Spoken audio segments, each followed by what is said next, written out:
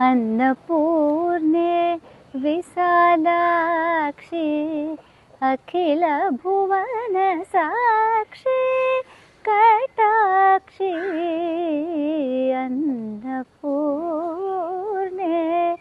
विशालाक्षी. எல்லாருக்கும் வணக்கம். என் கூட இருக்கிறது நிலா அம்மா. இப்போ நீங்க பார்க்குற இந்த அழகான அன்னபூர்ணேஸ்வரி ஜவ்வாது மலையில போய் இனிமே கொலு இருக்க போறாங்க.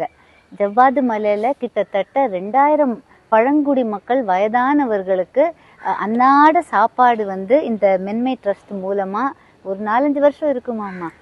ஆமா, ஒரு 5 வருஷமா அவங்க டெய்லி 2000 பேருக்கு முடியாதவங்களுக்கு சாப்பாடு போட்டுட்டு இருக்காங்க. ஏன்னா ஜவ்வாது மலையில நீங்க பாத்தீங்கன்னா இந்த பழங்குடி மக்கள் ஏதோ தூர கிராமத்துல இருப்பாங்க.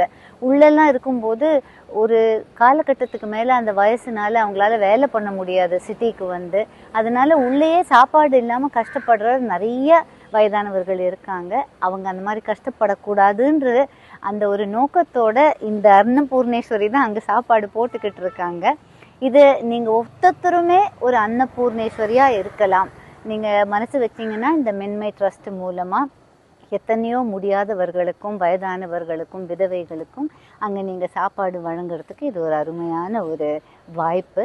இந்த அன்னபூர்ணேஸ்வரி அங்க அவங்க பிரதிஷ்டை பண்ண போறாங்க. அந்த கோயில்ல பழங்குடி மக்கள் எல்லாம் கும்பிடுறதுக்கும் ஒரு வழிபடுறது ஒரு சாமி அப்படின்னு அந்த ஒரு டிசிப்ளினும் கொண்டு வரணும் அப்படின்னு நிலா அம்மா பாக்குறாங்க.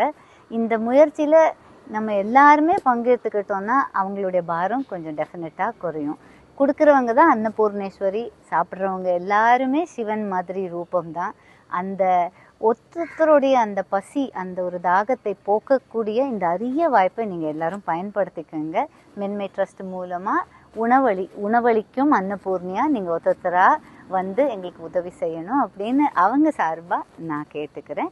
ஜவ்வாது மலையில் 27ஆம் தேதி இந்த ஃபங்க்ஷன் நடைபெறவிருக்கு. உங்களால் வர முடியும்னா நீங்கள் யூடியூப்பில் போய் அவங்க சேனலை பார்த்தாலே தெரியும் டெய்லி எவ்வளோ சர்வீஸ் பண்ணுறாங்கன்னு. கட்டாயமாக அதை பாருங்கள். முடிஞ்சால் எல்லாரும் அங்கே பங்கேற்று இந்த விழாவை சிறப்பித்து தரணும். எல்லாருக்கும் வணக்கம்.